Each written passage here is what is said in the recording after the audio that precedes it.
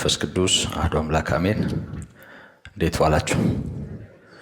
በምህረት በጸጋው የደገፈን ዛሬም በፊቱ እንድንሆን እንድንሰማው እድል የሰጠን አምላካችን በጌታ በኢየሱስ ክርስቶስ የተመሰገነ ይሁን። እንደምታስታውሱት አንደኛ ጢሞቴዎስ ምዕራፍ 2 ሁለተኛው አንቀጽ ላይ ነን ያለነው። እስከ ቁጥር 10 ያለውን ባለፈው ተመልክተን ነበር። ይህንኑ አንቀጽ እስከ ፍጻሜው በማንበብ እንደ ጌታ ጸጋ መጠን ቃሉን እንካፈላለን። እንግዲህ ወንዶች በስፍራ ሁሉ አለ ቁጣና አለ ክፉ ሐሳብ የተቀደሱትን እጆች እያነሱ እንዲጸልዩ ፈቅዳለሁ። እንዲሁም ደግሞ ሴቶች በሚገባ ልብስ ከእፍረትና ራሳቸውን ከመግዛት ጋር ሰውነታቸውን ይሸልሙ። እግዚአብሔርን እንፈራለን ለሚሉ ሴቶች እንደሚገባ መልካም ማድረግ እንጂ በሹሩባና በወርቅ ወይንም በዕንቁ ወይንም ዋጋው እጅግ በከበረ ልብስ አይሸለሙ። ሴት በነገር ሁሉ እየተገዛች በዝግታ ትማር። ሴት ግን በዝግታ ትኑር እንጂ ልታስተምር ወይንም በወንድ ላይ ልትሰለጥን አልፈቅድም። አዳም ቀድሞ ተፈጥሯልና በኋላም ሔዋን ተፈጠረች። የተታለለም አዳም አይደለም፣ ሴቲቱ ግን ተታላ በመተላለፍ ወደቀች። ነገር ግን በእምነትና በፍቅር በቅድስናም ራሳቸውን እየገዙ ቢኖሩ በመውለድ ትድናለች። ክብርና ምስጋና ኃይልም ለእርሱ ይሁን። እንደምታስታውሱ ባለፈው ሳምንት በነበረን ጊዜ እንግዲህ ሐዋርያው በጾታ መድቦ በተለይ ሴቶች በማለት የተናገረውን ባለፈው ተመልክተናል። እንግዲህ ከዛ በፊት በወንዶች ጉዳይ ጊዜ ወስደናልና ባለፈው የእህቶችን ጉዳይ አቀለልከው ብለው የከሰሱኝ አሉ። እኛን እንደተናገርከን አልተናገርክም፣ አላስተማርክም አሉኝ። ግን ያው ብዙ ሰው ላይ አስተውለው ይችላል እንጂ ወንዱ ቢስተካከል ሴቱ ብዙ አስቸጋሪ አይደለም ብዬ ስለነበር ያንን የሰሙኝ መስሎኝ ነበር። እንዳልሰሙኝ ነው ያወቅኩት።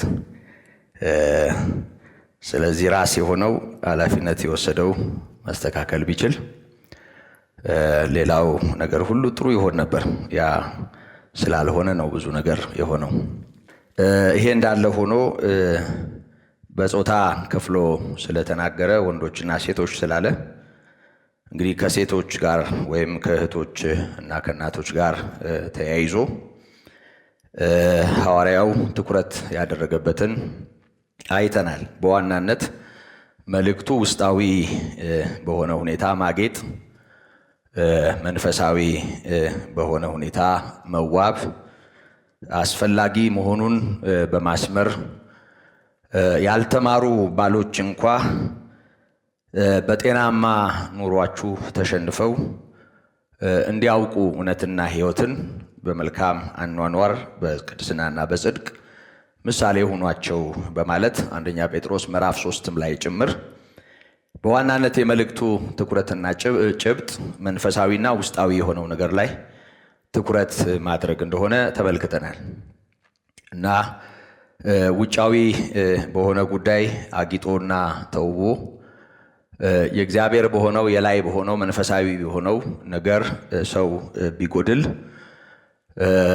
ያው ባለፈው በዚህ ጉዳይ ብዙ የሚያውቀው ሰው እንደነገረን ሶሎሞን በእሪያ አፍንጫ እንዳለ ጌጥ ይሆናል ውበት ነው ያለን። ስለዚህ የክርስቲያን ሕይወት እንደው ውጫዊ በሆነ ነገር ለመሽቀርቀር ትኩረት ለመሳብ ከሚሆነው ነገር ማለፍ አለበት። ውስጥ ነው ማጌጥ ያለበት። ብዙ ጊዜ ከጌጣጌጥ ጋር ተያይዞ ውጫዊ ከሆነው ውበት ጋር ተያይዞ የሴቱ ስለሚያይል አሁን እንኳን እየተቀላቀለ ነው፣ ግን የሴቱ ስለሚያይል ይሄ እውነት ነው። ከተፈጥሮም አኳያ ጉዳዩን ማየት መልካም ነው። ሐዋርያው ግን እንግዲህ የወንዶች ጾር የሆነውን ቁጣና ክፉ ሐሳብ አንስቶ እንደሱ አትሁኑ አለ። ወንዶች ቁጠኛና ክፉ የሚያስቡ ኃይለኞች እንዳይሆኑ የተቀደሱ እጆቻቸውን ወደ እግዚአብሔር እያነሱ እንዲጸልዩ ተናገረና በዛው አንጻር ሴቶች ደግሞ ብሎ ወደ ሴቱ ሲመጣ በሚገባ ልብስ ከህፍረት ጋር ራስን በመግዛት ሰውነትን ይሸልሙ፣ ሽልማታቸው ይሄ ይሁን እና እግዚአብሔርን እንፈራለን የሚሉ ሰዎች ውድ በሆነ ነገር በወርቅ በእንቁ በከበሩ ነገሮች እንደገናም ደግሞ ያው ጸጉር ብዙ የሆነ የለም ከጌጣጌጥ አኳያ ይህን ከመሸረብ ጋር ያለው ውበት እሱ አይሁንላችሁ በማለት ውጫዊው ነገር ላይ የማተኮር ልምድ አብዛኛው ጊዜ ከእህቶች ጋር ስለሚገናኝ ሴቶች ውበታችሁ ውስጥ ያለው እግዚአብሔር መፍራት ቅድስናና ንጽህና ይሁን፣ ውጫዊው ነገር ላይ ትኩረት አታድርጉ የሚል ምክር ነው የሰጠው እና ከዚህ በላይ ብዙ በዚህ ዙሪያ አልወስድም። ምክንያቱም ብዙዎቻችሁ እንደሚገባ ስለምታጌጡ። ስለዚህ በንባብ ቁጥር 10ን አስታውሻችሁ ወደ ቀጣዩ አልፋለሁ። ደግሜ አስታውሳችኋለሁ እና ቁጥር 8ን ወንድሞች በደንብ ስሙት። ደግሜ ነው ማስታውሳችሁ፣ የተማርነው ነው፣ በደንብ ጊዜ ወስደንበታል። ቁጥር 9ና 10ን ደግሞ እህቶች እንዲሁ። እንግዲህ ወንዶች በስፍራ ሁሉ አለ ቁጣና አለ ክፉ ሐሳብ የተቀደሱትን እጆች እያነሱ እንዲጸልዩ እፈቅዳለሁ። እንዲሁም ደግሞ እህቶች ወይም ደግሞ ሴቶች በሚገባ ልብስ ከእፍረትና ራሳቸውን ከመግዛት ጋር ሰውነታቸውን ይሸልሙ። እግዚአብሔርን እንፈራለን ለሚሉ ሴቶች እንደሚገባ መልካም ማድረግ እንጂ በሹሩባና በወርቅ ወይንም በእንቁ ወይንም ዋጋው እጅግ በከበረ ልብስ አይሸለሙ ነው ያለን። ከዚህ ጋር ከሽልማት ወይም ከልብስ ጋር ተያይዞ ሁለት ጥቅሶችን ጨምረን ተመልክተናል። ብዙ ሳላብራራ እነዚህን ጥቅሶች አስታውሻችሁ ነው ወደ ቀጣዩ ቁጥር ምዘልቀው። ቁጥር 11 ጀምሮ እስከ 15 ወዳለው የጴጥሮስን ደግሜ ያነብላችኋለሁ። አንደኛ ጴጥሮስ እናንተ ሚስቶች፣ ያው እዚህ ጋር ከትዳር ጋራ ሚስት ከሆኑ ሴቶች ጋራ ተያይዟል። እንዲሁም እናንተ ሚስቶች ሆይ ከባሎቻችሁ አንዳንዱ በትምህርት የማይታዘዙ ቢኖሩ በፍርሃት ያለውን ንጹሑን ኑሯችሁን እየተመለከቱ ያለ ትምህርት በሚስቶቻቸው ኑሮ እንዲገኙ ተገዙላቸው። እና መንፈሳዊ ትምህርት እና መንፈሳዊ የሆነ ነገር ያላቸው ላይሆኑ ይችላሉ፣ ግን የእናንተ ሕይወት የተገለጠ ወንጌል ወይም ትምህርት ይሁንላቸው እያለ ነው። ለእናንተም ጠጉርን መሸረብና በወርቅ በማንጠልጠል ወይንም ልብስ በመጎናጸፍ በውጭ የሆነ ሽልማት አይሁንላችሁ። ነገር ግን በእግዚአብሔር ፊት ዋጋው እጅግ የከበረ የዋህና ዝግተኛ መንፈስ ያለውን የማይጠፋውን ልብስ ለብሶ የተሰወረ የልብ ሰው ይሁንላችሁ። እንዲህ ደግሞ በቀድሞ ዘመን በእግዚአብሔር ተስፋ ያደረጉ ቅዱሳት ሴቶች ደግሞ ለባሎቻቸው ሲገዙ ተሸልመው ነበር። እንዲሁም ሳራ ለአብርሃም ጌታ ብላ እየጠራችው ታዘዘችለት። እናንተም ከሚያስደነግጥ ነገር አንዳች እንኳ ሳትፈሩ መልካም ብታደርጉ ልጆቿ ናችሁ ይላል። እግዚአብሔር ይመስገን። እንግዲህ መጨረሻ ላይ አንስቼ የነበረውን አንደኛ ቆሮንቶስ ምዕራፍ 11 ላይ ያለውን ቃል ደግሜ ያስታውሳችኋለሁ። ያኔ በሩጫ ነበር ያነሳ ነው። አሁንም ለነገሩ ሐሳቡ ግልጽ ስለሆነ ብዙዎቻችን ስለተረዳነውም ብዙ ጊዜ አልወስድበትም። ግን አሁንም ደግሜ አነበዋለሁ። እኔ ክርስቶስን እንደምመስል እኔን ምሰሉ። ወንድሞች ሆይ በሁሉ ስለምታስቡኝና አሳልፌ እንደሰጠኋችሁ ወግን ፈጽማችሁ ስለያዛችሁ አመሰግናችኋለሁ።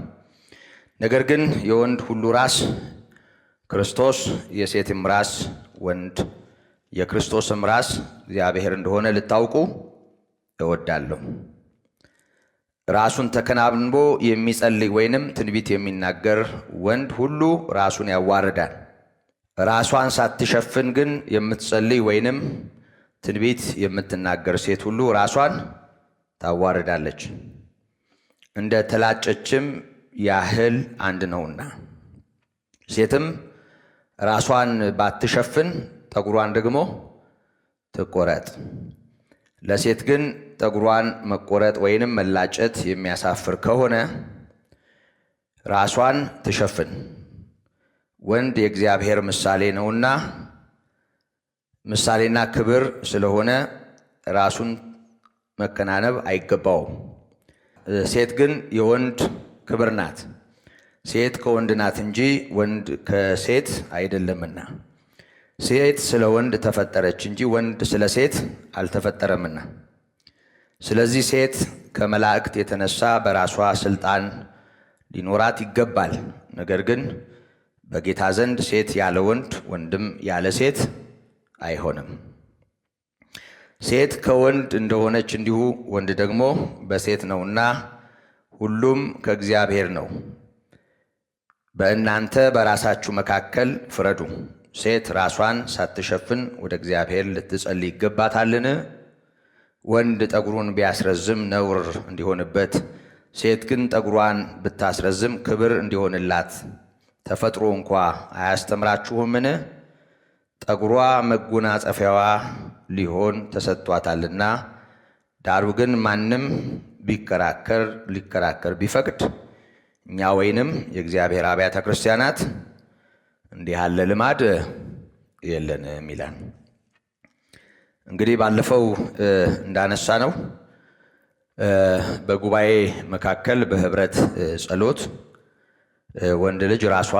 ሴት ልጅ ራሷን እንድትሸፍን፣ ወንድ እንዳይሸፋፈን፣ ወንድም ጸጉሩን እንዳያስረዝም፣ ሴትም ደግሞ በጉባኤ መካከል ነፃ ሆና መጸለይ የምትፈልግ ከሆነ ጸጉሯ የተቆረጠ እንዲሆን ወይም እንዲላጭ አሊያ ግን እንደማይሆን ሐዋርያው መናገሩን እናሰምርበታለን። እና በዚህ ዝርዝር ውስጥ በወቅቱ የነበረ የተለያየ ባህልን አይደለም እያነሳ ያለው። ተፈጥሮን ያነሳል፣ ፈጣሪን ያነሳል። እና እግዚአብሔር የክርስቶስ አባት ደግሞ ክርስቶስ የወንድ ራስ ደግሞ ወንድ የሴት ራስ እና ይሄንን በዝርዝር ያነሳና በክርስቶስ አብያተ ክርስቲያናት ያኔ በነበሩ ቅዱሳን ህብረት ውስጥ መሆን ያለበት እና ሲሆን የነበረው ይሄ ነው። በዚህ ጉዳይ ላይ ይከራከራለሁ የሚል ካለ ምን ሊሆን ይችላል ውጤቱ? እንዲህ አይነት ልማድ የለንም፣ መብቱ ነው፣ የፈለገበት ቦታ ይከራከር። በመካከላችን ግን እንዲህ አይነት ልማድ የለንም። እኛም በአጠቃላይ የክርስቶስ አብያተ ክርስቲያናት በማለት ይህንን ወግ፣ ይህንን ስርዓት፣ ይህንን ደንብ እንደ መደንገግ ባለ ሁኔታ መናገሩን እናያለን። ግን ድንጋጌ ብቻም ሳይሆን ከዚህ በፊት የነበራቸውን ልማድና ከዚህ በፊት የነበራቸውን የህብረት አምልኮ ስርዓት የሚያሳይ ነው እና ይሄንን አሜን ማለት ይከብዳል። ይከብዳል ወይ ወንድሞች? ይከብዳል። እህቶች ይከብዳል? አይከብድም። እግዚአብሔርን ለሚፈራና ለሚታዘዝ በጣም ትንሽ ነገር ነው ይሄ ትእዛዝ። በእርግጥ ከደህንነትና ከዘላለም ህይወት አኳያ ምንም ጥርጥር የለውም፣ አንዱ ለሁሉ ሞቷል። ለመዳን ከሚሆነው እውነት አኳያ ወንድም ሴትም ግሪካዊም ሌላም የለም። ከዛ ባሻገር ሴት ልጅ ቁጥር 10 ላይ እንደተጻፈ ከመላእክት የተነሳ በራሷ ስልጣን አላት ይላል። ይህን ሐሳብ ለመረዳት ብዙ ጥረት አድርጌያለሁ። ግን ያገኘሁት ማመሳከሪያ በዚሁ በማቴዎስ ላይ የእግዚአብሔር መላእክት የእግዚአብሔር የሆኑትን ታናናሾች እንዴት እንደሚጠብቁና በኃላፊነት በእግዚአብሔር ፊት እንዴት ይዘዋቸው እንደሚቀርቡ ይናገራል። እነዚህ መላእክት ታናናሾችን በተመለከተ በአደራ እንዲጠብቋቸው የተሰጧቸውን ሰዎች በተመለከተ በእግዚአብሔር ፊት በዚህ መጠን እየተጉ እናንተ ታናናሾቻችሁን ብትንቁና ብታሳዝኗቸው ልክ አይሆንም፣ ምክንያቱም መላእክቶቻቸው ዘውትር የአባቴን ፊት ያያሉና ይላል። እያንዳንዱ ሰው በእግዚአብሔር መላእክት ጥበቃ በእግዚአብሔር መላእክት እርዳታ ውስጥ ይኖራል። ይሄ ቅዱሳት መጻሕፍት የሚናገሩት እውነት ነው። እኛ ከእግዚአብሔር ጋር ባለን ህብረት ቅዱሳን መላእክት በዙሪያችን ይኖራሉ እንጂ ያው ከቅዱሳን ጋር ባለን ወይም ከመላእክት ጋር ባለን ህብረት ተጠብቀን አንኖርም። ስህተቱ ያ ነው። ግልጽ ነው። አሁን በተለመደው የቤተ ክርስቲያን ህይወትና ልማድ ትልቁ ችግር በእውነትና በመንፈስ የሚመለከው እግዚአብሔር ነው። ሰው መጸለይ ያለበት ወደ እግዚአብሔር ነው። አጠገቤ የቆመው መልአክ ሚካኤል ይሁን ገብርኤል ይሁን ኡራኤል ይሁን ሌላ መልአክ እኔ ይመለከተኛል ወይ? እናንተስ ይመለከታችኋል?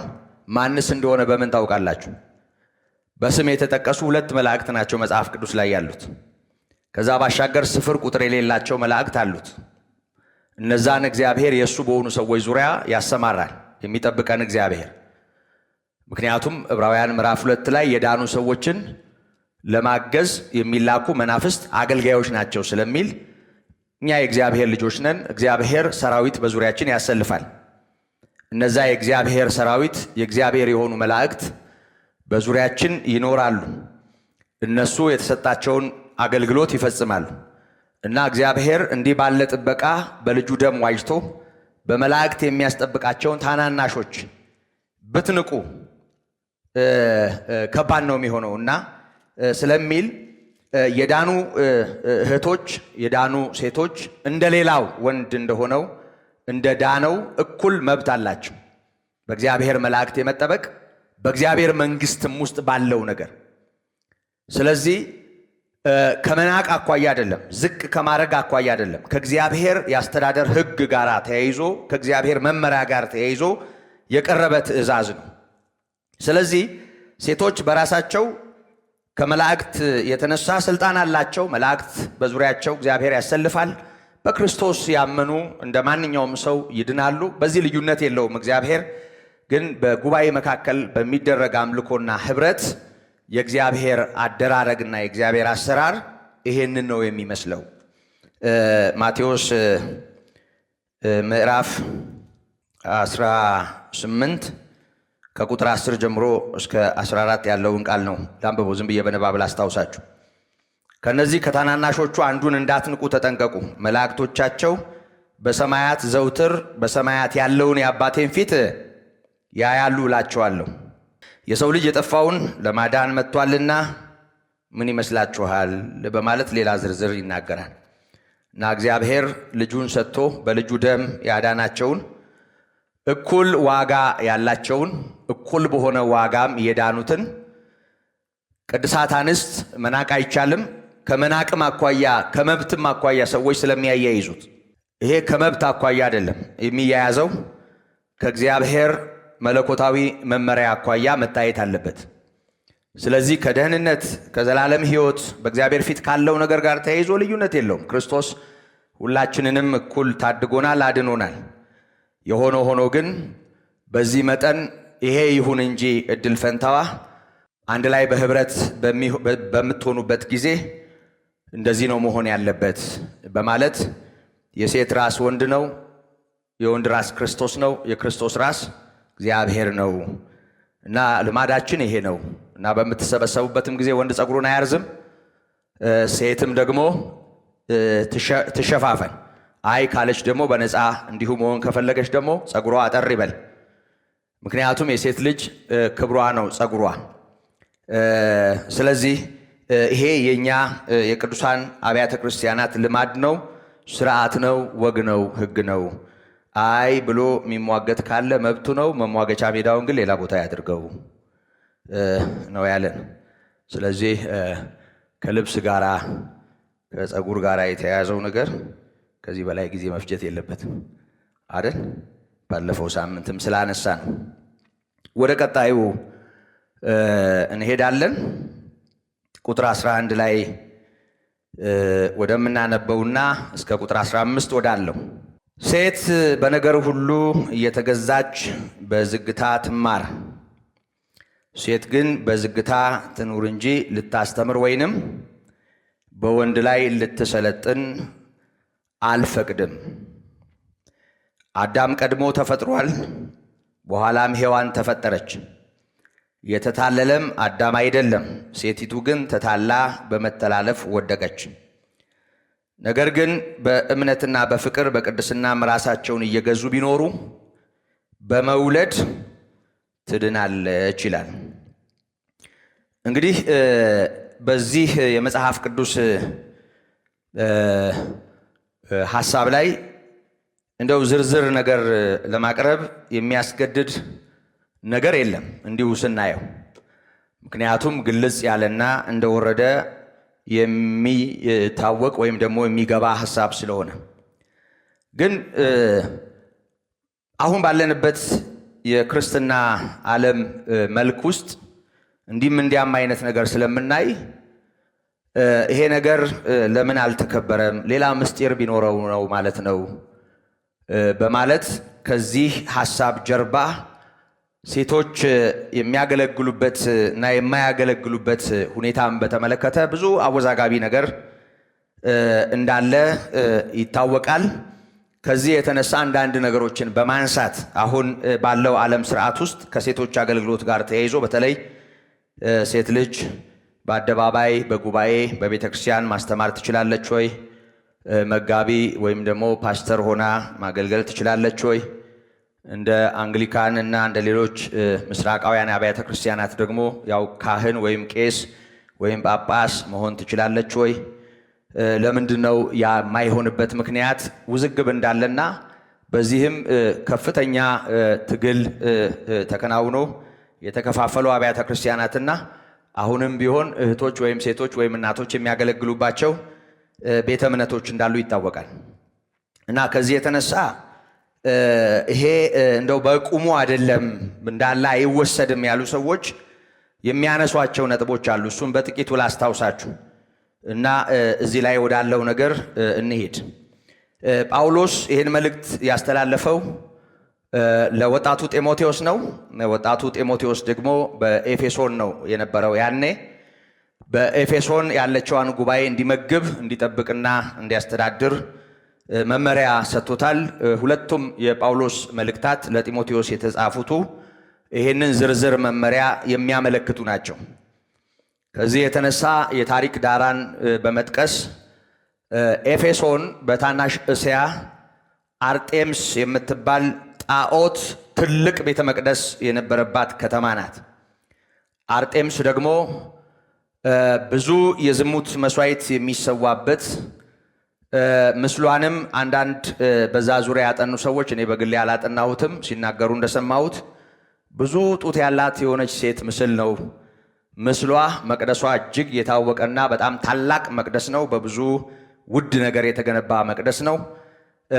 በዛ መቅደስ ዙሪያ ያለች የፍቅር አምላክ ሆና የምትታወቅ እና ብዙዎች ወደዛ የአምልኮ ስፍራ ሲሄዱ በዝሙት የሚያገለግሉ ሴቶችን ያገኛሉ።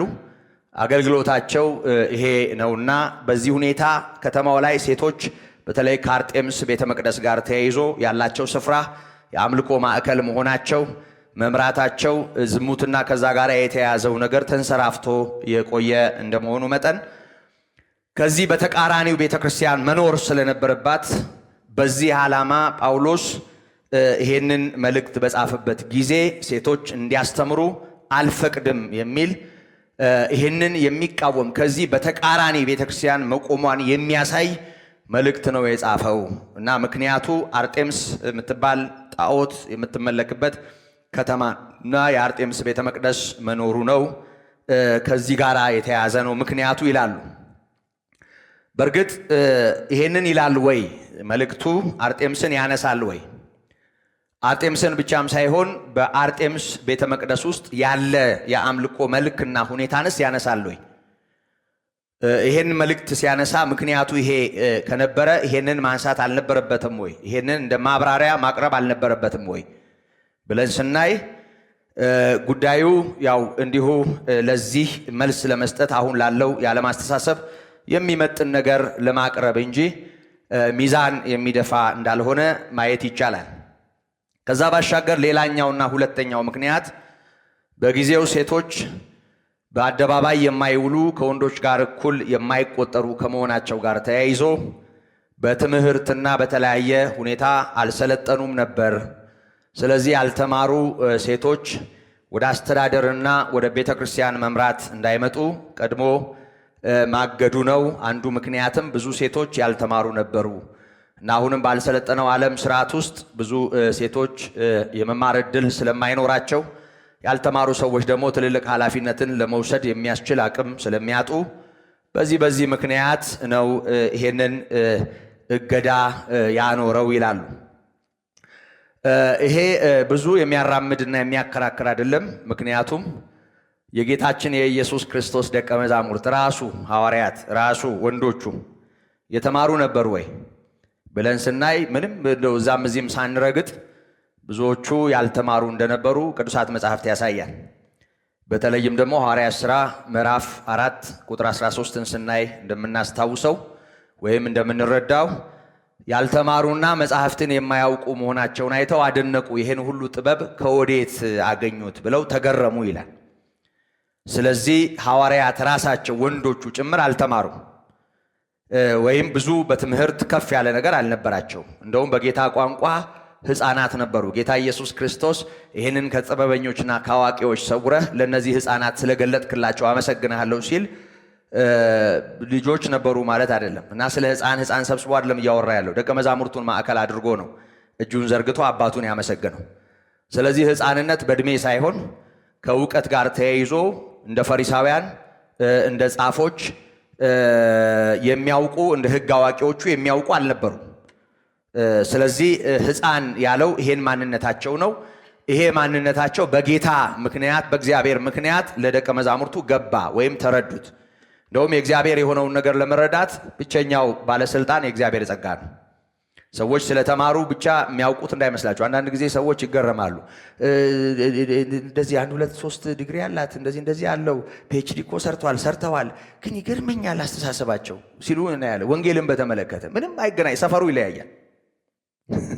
ሰፈሩ ይለያያል ይመስለናል። ማለት መጽሐፍ በመቆርጠም ይመስለናል። እንኳን ይሄ በሌላው ዓለም ያለው ጥናትና እውቀት ይቅርና ለምን ወደ መንፈሳዊ ዓለም ተመጥቶ እንደ ብሉይ ኪዳን እውቀትና እንደ ቤተ ክርስቲያን እንደ አብያተ ክርስቲያናት እውቀት አይሆንም። ተውት፣ ሌላው ሳይንሱን ዓለም ውስጥ ያለውን ትምህርት ትተን ጌታን የሰቀሉ ሰዎች እነማን ናቸው? ያልተማሩ ናቸው? ጨርሶ ደናቁርት ናቸው? ምንም የሌላቸው?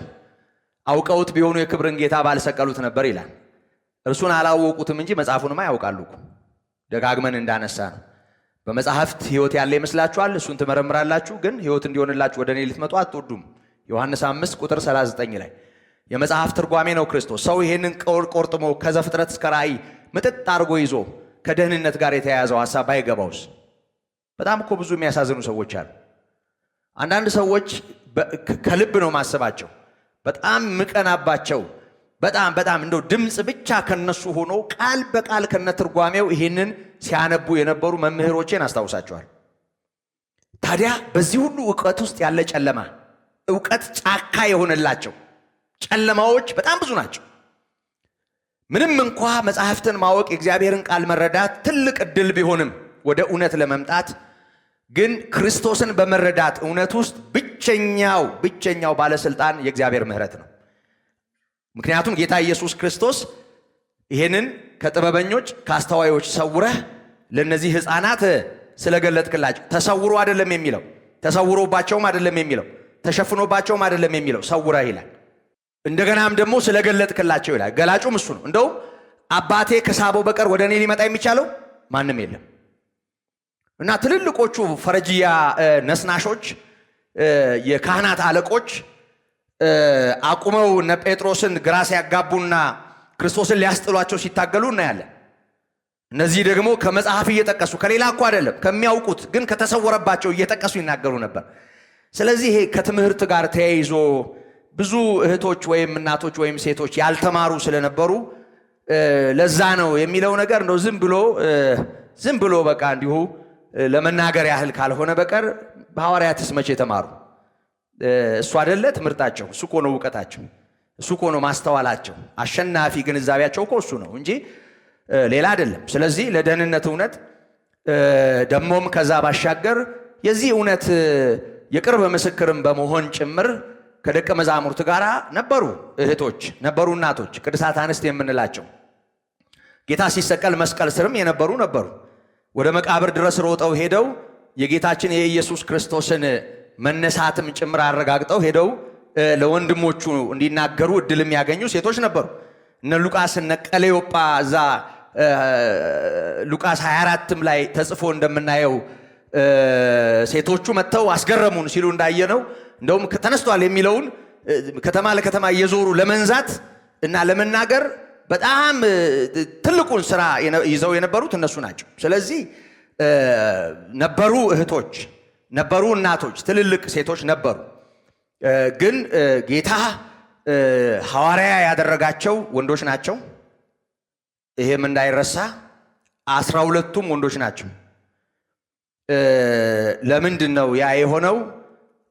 የእግዚአብሔር ቃል በፈቀደልን መጠን መጽሐፍ ቅዱሱ በሚለው መጠን ከዛ ባሻገር ዝርዝር ነገር ባልሰጠበት እኔም የመዘርዘር ግዴታ የለብኝም።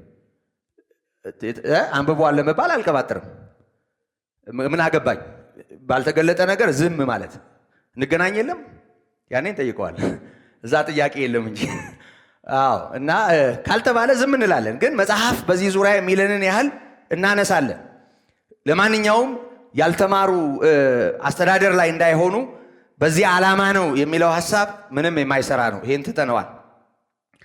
ከዛ ባሻገር ይሄ ጉዳይ ከቤተ ክርስቲያን ከጉባኤ ጋር መገናኘት የለበትም።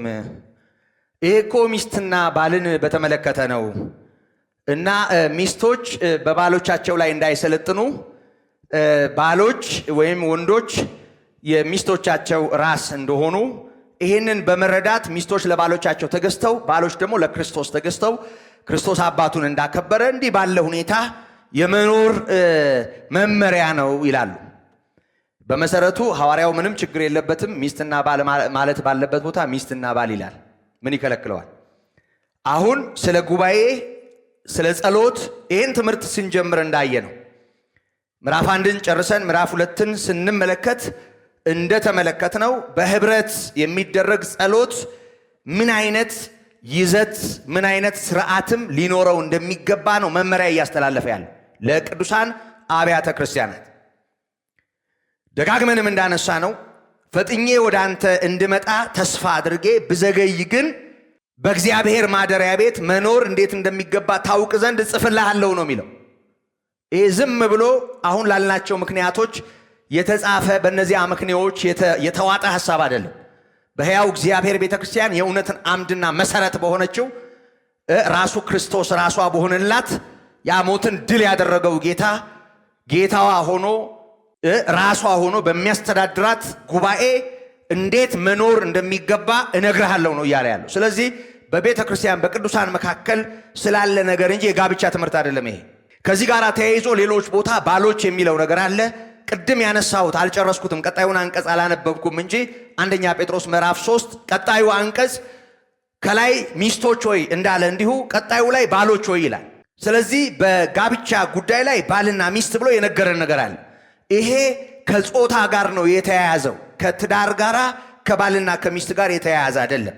የሆነ ሆኖ ቁጥር 8 ላይ እንደምናነበው ወንዶች በማለት በጾታ ወንዶችን እንደተናገረ እንዲሁ ሴቶች በማለት ደግሞ ቀጥታ ከሴቶች ጋር ነው የሚያገናኘው፣ ከሚስቶች አይልም። ሚስት ያልሆኑ ሴቶችም አሉ ማለት ያላገቡ ሊኖሩ ይችላሉ።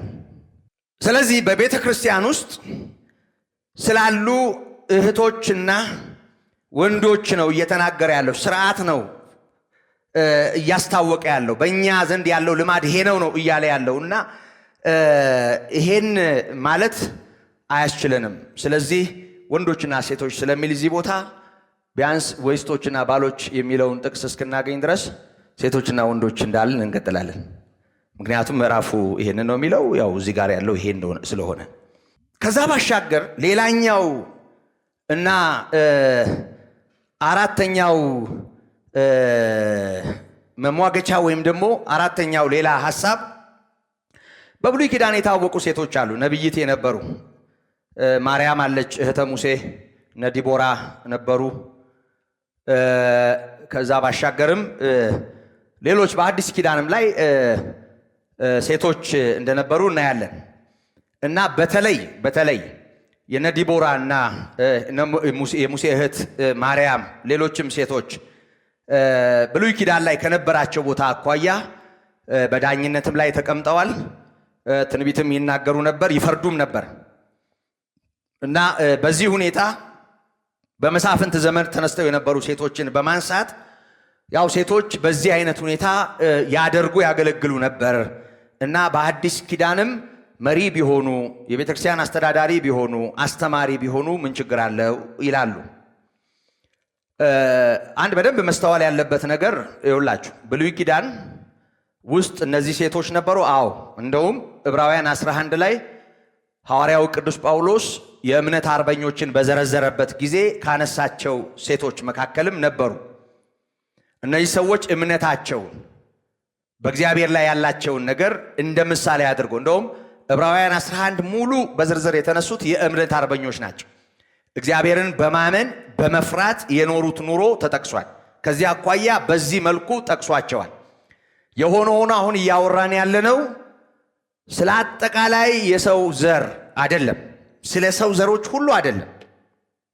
ደግሞም ከዛ ሲያልፍ አይሁድ ስለሆኑቱ ወይም ዕብራውያን ስለሆኑቱ የብሉይ ኪዳን ሰዎችም አይደለም።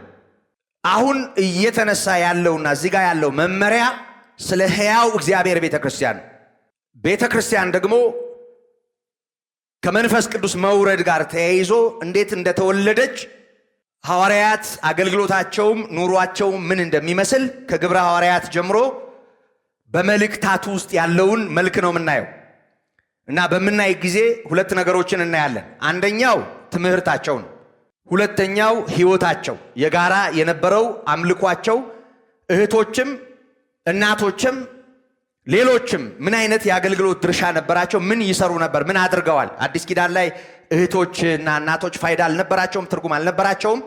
በግልጽ የሚያሳዩ እጅግ የተመሰገኑ የወንጌሉ አገልግሎት ረዳት ሆነው የተቆጠሩ እናቶች እህቶች እንደነበሩ ያሳየናል። እሱን እናየዋለን።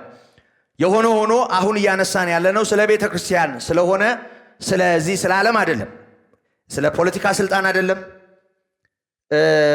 ስለ ሌሎች ተቋማት አይደለም፣ ስለ ድርና ስለ ቁብም አይደለም፣ ስለ ሌላ የሥራ መስክም አይደለም። በሕያው እግዚአብሔር ቤት በቤተ ክርስቲያን ስለ መኖር ነው እየነገረን ያለው።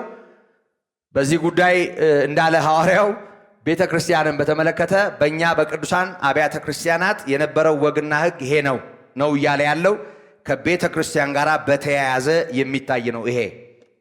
ስለዚህ እነ ዲቦራ ሌሎቹም በብሉይ ኪዳን የነበሩቱ አዎ መርተዋል፣ አስተዳድረዋል። በአዲስም ኪዳን እህቶች ነበሩ። በጣም ብዙ አገልግሎት፣ የከበረ አገልግሎት ነበራቸው። ግን ከአስተዳደር ጋር ተያይዞ ከስብከት ከወንጌል አገልግሎት ጋር ተያይዞ ኃላፊነት ላይ ነበሩ ወይ? በህብረት በተለይ በቤታቸውና በሌሎች ሁኔታዎች ውስጥ የነበራቸውን ቦታ እናያለን። በአብያተ ክርስቲያናት ሌሎች አገልግሎትና ወንጌልን በሚደግፍ ብዙ ስራዎች ውስጥ እናያለን። በማስተማርና በማስተዳደር ወይም በኤጲስቆጶስነትና በመምህርነት ግን በፍጹም እንዲህ አይነቱን ነገር አናይም። የትኛውንም የመጽሐፍ ቅዱስ ክፍል አዲስ ኪዳኑንም ብናነሳ አናይም። እና የሐዋርያት ልምድና በጊዜው የነበረው ነገር ይሄን ይመስል እንደነበረ እናያለን። እና በሐዋርያት ሥራ ምዕራፍ 18 ቁጥር 26 ላይ አቂላና ጵርስቅላን እናያለን። ባልና ሚስት ናቸው። አጵሎስ የሚባለውን ሰው አይኖች በመግለጥ ያገለገሉ ናቸው። እና የሁለቱም ድርሻ ተገልጧል። አጵሎስ በጣም በመጽሐፍ ዕውቀት የበረታ ስለ ክርስቶስ በጣም እየተቃጠለ ይናገር የነበረ ግን ክርስቶስን በደንብ ያላወቀው ሰው ነው። እና እነዚህ ሁለት ሰዎች እድል ገጥሟቸው አገኙት ይሄን ሰው እነዚህ ሰዎች ለዚህ ሰው አይኖቹን ገለጡለት። እንደው ምንድነው የሚለው? ከበፊት ይልቅ በትክክል ገለጡለት ይላል እና ባልና ሚስቱ ተጠቅሰዋል። ስለዚህ ሴቲቱም የነበራትን ድርሻ መጽሐፉ ይናገራል። በዚህ አይነት መልኩ ማገልገሏን እናያለን። ከዛ ባሻገር ሮሜ 16:6 ላይ እንዲሁ ስለ አንዲት ጳውሎስ በምስጋና ስለሚያነሳትም ሴት እናያለን። በቆላሲስ ምዕራፍ 4 ቁጥር 15 ላይ የምናያት በፊልጵስዩስ ምዕራፍ 4 ቁጥር 3 ላይ ካለው ጋራ አንድ ላይ እንፉን የምትባል አንዲት ሴት የነበራትን አገልግሎት ይነግረናል። እናንተ ይሁት ይሄንን ፊልጵስዩስ 4 ከ2 እስከ 3 ሁለት ሰዎችን ያነሳል። ኤዎዲያንና ሲንጤኪ የሚባሉ ሁለት ሴቶች በጣም ከሐዋርያት ጋር ለወንጌል ሥራ እንዴት እንደተጋደሉ በግልጽ ስማቸውን ያነሳል እና ግን ያው ይጣሉ ነበርና ሴቶቹ እና እንደው እንዳይጣሉ ምከራቸው ይላል በመልእክቱ። ግን አገልግሎታቸው ወንጌልን በመደገፍ ከሐዋርያው ጋር አብረው ሰራተኞች እንደነበሩ በግልጽ ይመሰክራል። ለማንኛውም እነዚህን ሁሉ ስናነሳ እንደምናስተውለው በቤተ ክርስቲያን ውስጥ ቅዱሳት አንስት እኩል በደህንነት እውነት በእግዚአብሔር ጥበቃና ምሕረት ውስጥ ይኖራሉ። ከወንጌል አገልግሎትና ከአስተዳደር ጋር ተያይዞ ግን የነበራቸው መልክ በመጀመሪያዊቱ ቤተ ክርስቲያን አሁን እንደምናየው አይነት የተዘበራረቀ አልነበረም። ለማንኛውም ይሄ ስለና አቂላ ስለነ ጵርስቅላ ስለሌሎቹም ሴቶች በሐዲስ ኪዳን ስለምናያቸውም ሴቶች የምናየው ምስክርነት መልእክት በማድረስ በቤታቸው በመናገር የወለዷቸውን በማገልገል በማስተማር በብዙ መንገድ የክርስቶስን ቤተክርስቲያን በስርዓት የሚገፋ ወደፊት የሚያራምድ አገልግሎት ነበራቸው።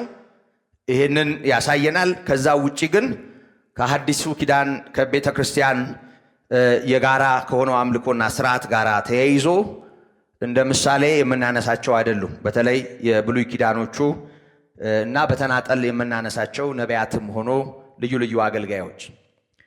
ይሄ እንግዲህ አሁን ባለው ሁኔታ ይሄ አሁን ሞደርን የሆነው የዓለም አስተዳደር እና የዓለም መልክ በተለይ ያው ብዙ ነገር ነው ያመጣው። እኛ እናስተውለውም እንጂ ሰውን በጾታም ይከፍላል እና አንዱን በሌላው ላይ ያነቃቃል፣ ያነሳሳል። ሰውን በዘር በሃይማኖትም ይለያል፣ ያባላል። ብዙ የተደበቀ ሾህ የተዘራበት ዓለም ነው። በተለይ ደግሞ ከመብት ጋር የሚያያዝ የሚመስል ብዙ ነገር ስላለ አንዳንድ ሰዎች እንደው እዚህ ላይ ያለውን ለማጠየም ጳውሎስ እንዲህ ለማለት ፈልጎ ነው እንጂ እንዲህ አይደለም በማለት ተስማምቶ ከዚህ አይነት አስተሳሰብ ጋር ለመሄድ ይህንን ምክንያት ያነሳል። በጥቅሉ እነዚህን ምክንያቶች በመሰረቱ ነገ ከነጎዲያ ማንሳታችሁ ስለማይቀር ከዛ ሲቀጥል ደግሞ የሚያነሱም ሰዎች ሊገጥሟችሁ ስለሚችሉ ከዛ ባሻገር ደግሞ በእነዚህ ጉዳዮች የማናውቀው ነገር ኖሮ ነው የሚል ውዝግብ ውስጥ እንዳትገቡ እንጂ እነዚህን ማንሳትም አላስፈለገኝም። ምንም አያስፈልጉኝም። ምክንያቱም ጢሞቴዎስ ላይ የተጻፈው ራሱን የቻለ በቂ ነው። ምንም ምክንያቱም እነዚህን ነገሮች አይደለም የሚያነሳው የራሱ የሆነ ይሄንን መመሪያ ባስተላለፈበት ጊዜ ሁለት ነገሮችን ያነሳል። ቁጥር 11 አነበዋለሁ። ሴት በነገር ሁሉ እየተገዛች በዝግታ ትማር፣ ሴት በዝግታ ትኑር እንጂ ልታስተምር ወይንም በወንድ ላይ ልትሰለጥን አልፈቅድም ማለት። መልካም ከለከለ፣ አገደ ማለት ነው። ምንድን ነበረ ዝርዝር ማብራሪያው? ሁለት ነገሮችን ያነሳል።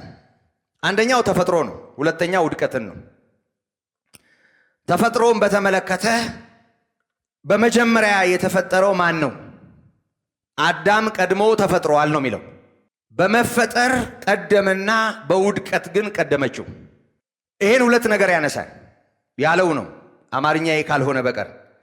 አዳም ቀድሞ ተፈጥሯል፣ በኋላ ሔዋን ተፈጠረችልና የተታለለም አዳም አይደለም። ሴቲቱ ግን ተታላ በመተላለፍ ወደቀች ይላል። ስለዚህ የሚያነሳው ነገር የአርጤምስ እና ቅድም ያነሳዋቸው ብዙ ነገሮች ሳይሆኑ ከትምህርትና ከሌላው ነገር አኳያ አይደለም። አንዳንዶች ይህንን ከአስተሳሰብ ጋር ሊያገናኙት ይችላሉ። ከመምራት ክህሎት ጋር ሊያገናኙት ይችላሉ። ይህንን ከሌሎች አቅም ጋር ሊያገናኙት ይችላሉ። እነዚህ ሁሉ ነገሮች አይደሉም። ምክንያቱ ይኸውላችሁ በመሰረቱ አሁን ከዚህ ከመጽሐፉ ወጣ ብለን ዝም ብለን ስናየው ወንዱ ሁሉ ኃላፊነቱን መወጣት የሚችል ራስ መሆን የሚችል ወንድ ነኝ በሚል የበላይነት ሳይሆን ክርስቶስ ቤተ ክርስቲያንን እንደገዛ እንዳስተዳደረ በፍቅር ዋጋ ከፍሎ የሚያስተዳድር ቢሆን ኃላፊነቱን ቢወጣ ማለት ነው። ልክ ቤተ ክርስቲያን ለክርስቶስ እንደምትሆነው ደግሞ ሴቶችም ከትዳርም ጋር በተያያዘ አብረው ከመኖርም ጋር በተያያዘ ይሄንን ለመሆን አይከብዳቸው። ለዚህ ነው ኃላፊነት መውሰድ ያለበት ወንዱ ነው ብዬ ባለፈው የተናገርኩት። ዝም ብዬ ስለመጣልኝ አይደለም ያወራሁት። እግዚአብሔር ሔዋንን ሲጠይቃት ለምን ይሄን አረግሽ ሲላት እባብ አሳተኝ አለች አይደል? አዳም ላይ ግን ሲፈርድበት ያለውን ነገር ምንድን ነው ያለው? የሚስትህን ቃል ሰምተሃል ነው ያለው። እግዚአብሔር ነበር ያዘዘው። ማሳበብ አልነበረበትም። ሰበቡም አላዋጣቸው። እኔ ያዘዝኩን ትተሃል። እሷ ሰይጣንን ሰማች፣ እሱ ደግሞ እሷን ሰማ። ስለዚህ ተያይዘው ገደል ገቡ። አመክንዮ አላዳናቸው። ግን ይሄን ተከትሎ ጌታ ሲራገም በወለድሽ ጊዜ ምጥሽን አብረታዋለሁ፣ ፈቃድሽም ዘውትር ወደ ባልሽ ይሆናል፣ እርሱም ገዥሽ ይሆናል አለ። ይሄ ዘፍጥረት ላይ የምናየው። አንዳንድ ነገሮችን መሀል ላይ ከገቡ ከተዘበራረቁ ነገሮች ጋር ብቻም ሳይሆን ወደ ኦሪጂኑ ወደ ኋላ መለስ ብሎ ማየትም ተገቢ ይሆናል። ለምሳሌ ከጋብቻ ጋር ተያይዞ ማቴዎስ 19 ላይ የምናየው ታሪክ አለ። ለምሳሌ ነው ማነሳው። ሰው በማናቸው ምክንያት ሚስቱን ሊፈታ ተፈቅዷል አሉት። ንግግራቸው ራሱ ወልካፋ ነው፣ ተንኮል ያለበት ነው። አሁን እንደዛ ይባላል። በማናቸው ምክንያት እንደዛ ከሚሉ እስቲ ትዳር እንዲፈታ ወይም እንዲፈርስ በምንድን ነው የሚፈቀደው ቢሉ ጥሩ ነው። ለመማር ሳይሆን ጠማማ ስለሆኑ በክፋት ነው የሚጠይቁት። ሰው በማናቸው ምክንያት ሚስቱን ሊፈታ ተፈቅዷል አሉት እና ጥያቄያቸውም ልክ አይደለም። ከዛ ባሻገር አይቻልም ነው የጌታ ትምህርት። እግዚአብሔር አንድ ያደረገውን ሰው ሊለየው አይገባም። ሁለቱ አንድ ከሆኑ በኋላ አንድ ናቸው። አንድ አካል የመሰንጠቅ ያህል ነው በእግዚአብሔር ፊት፣ ሁለት አይደሉም።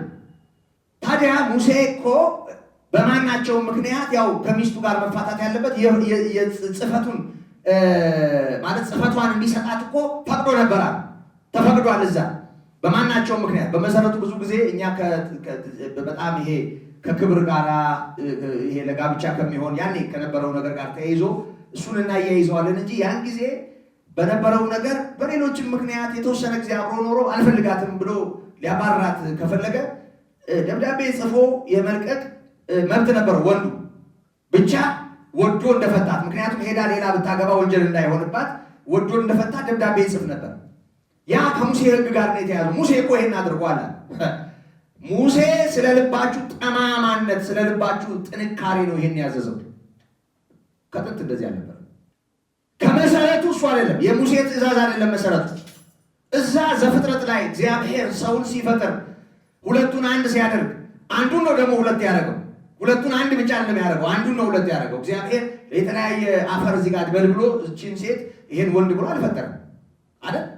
አንዱን ነው የፈጠረው። ከዛ በኋላ ደግሞ ከጎኗ አጥንት ነው እሷን ያበጀው። ሁለት አይደሉም፣ መጀመሪያ አንድ ናቸው። ከዛ በኋላ ሁለት ሆኑ። ከዛ ደግሞ ጋብቻ አንድ ያደርጋቸዋል። ተፈጥሯዊው እግዚአብሔራዊው ለሰው እጅግ በጣም መልካም የሆነውና እዛ የተጀመረው ይሄ ነው። ግን ውድቀትን ተከትሎ ተካሰሱ። ውድቀትን ተከትሎ ብዙ ነገር መጣ በሰው ሕይወት ውስጥ።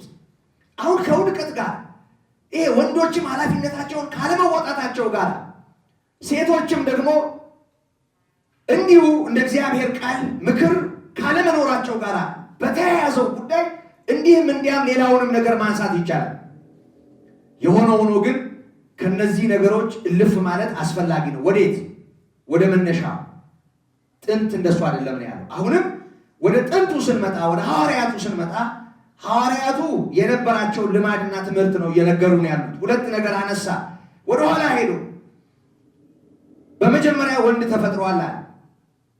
በኋላም ሔዋን ተፈጠረች።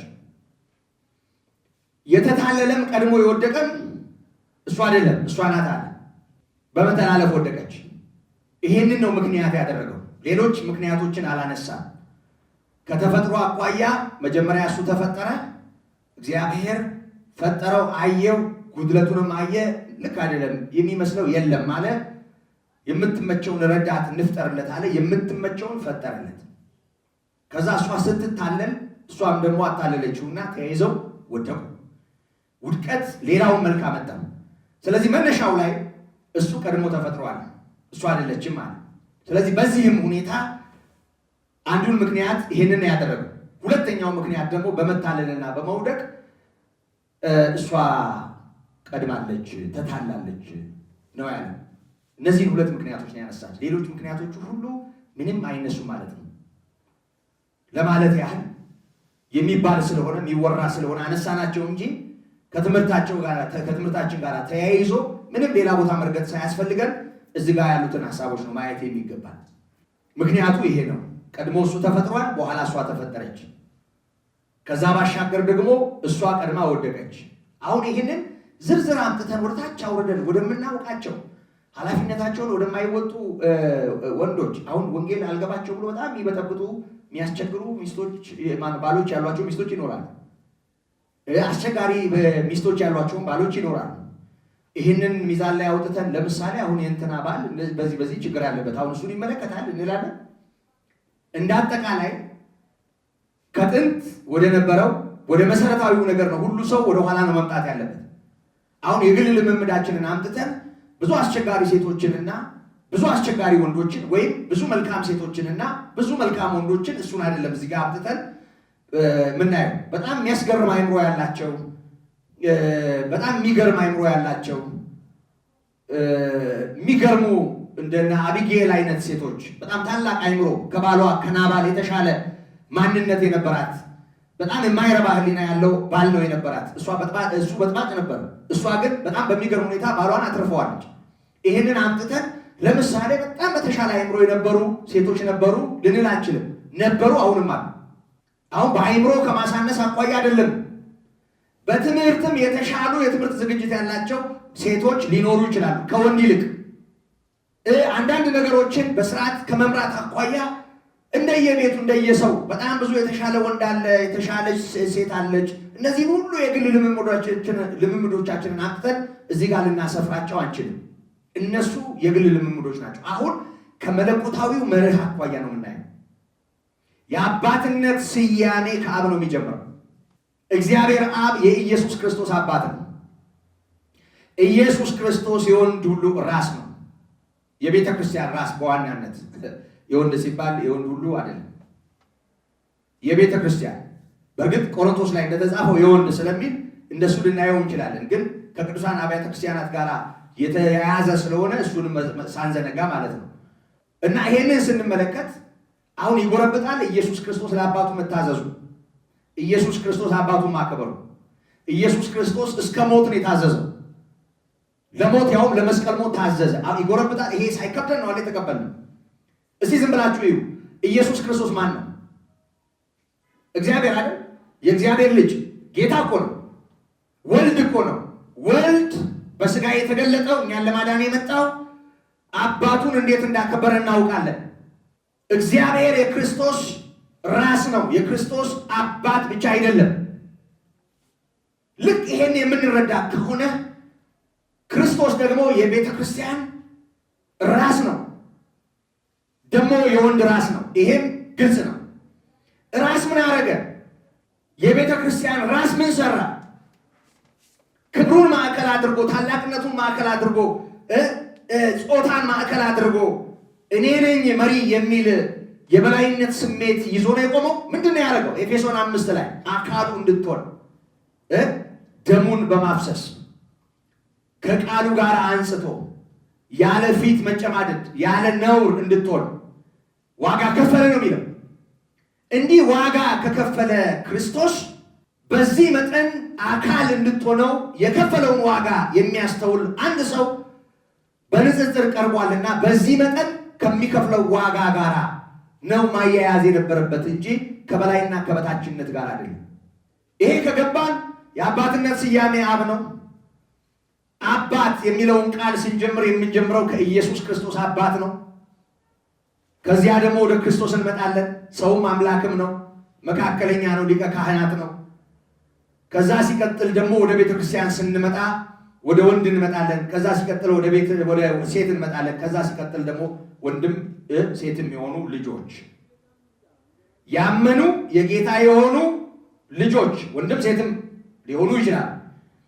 ከዛ ደግሞ ያመኑ የጌታ የሆኑ ራሳቸውን ለባሎቻቸው የሚያስገዙ ክርስቶስን የሚያምኑ ሴቶች ደግሞ ክርስቶስ ከዛ አብ ሙሉ የሆነ አንድ ቤተሰብ። ይህንን ነው ማየት ያለብን። ከእግዚአብሔር አጀንዳ አኳያ ነው መታየት ያለበት። ለማንኛውም እነዚህን ሶስት ነገሮች ከስነ ፍጥረት አኳያ ከስነ ፍጥረት ምክንያቱም ተፈጥሮን እያነሳ ወንድነትና ሴትነት ሲባል እንደው ዝም ብሎ ይሄ ከስነ ተዋልዶ ጋር የተያዘውን ወይም ከመራባት ጋር የተያዘውን የጾታ ልዩነት ብቻ አይደለም የምናየው። ለማንኛውም ከተፈጥሮ አኳያ የሚነግረን ነገር አለ። ከዛ ደግሞ ከመታለልና ከመውደቅም አኳያ ደግሞ የነገረን ነገር አለ። በሶስተኛ ደረጃ ልጆች ደግሞ እዚህ ውስጥ ሳንካ ሆነው ገብተዋል። ከምናነሳው ነገር አኳያ መውለድ የሚባል ነገርም እዚህ ጋር ተጠቅሷል እና እነዚህን ሶስት ነገሮች እናያቸዋለን። መቼ? በሚቀጥለው ጊዜ። እግዚአብሔር ጸጋ ይብዛልን።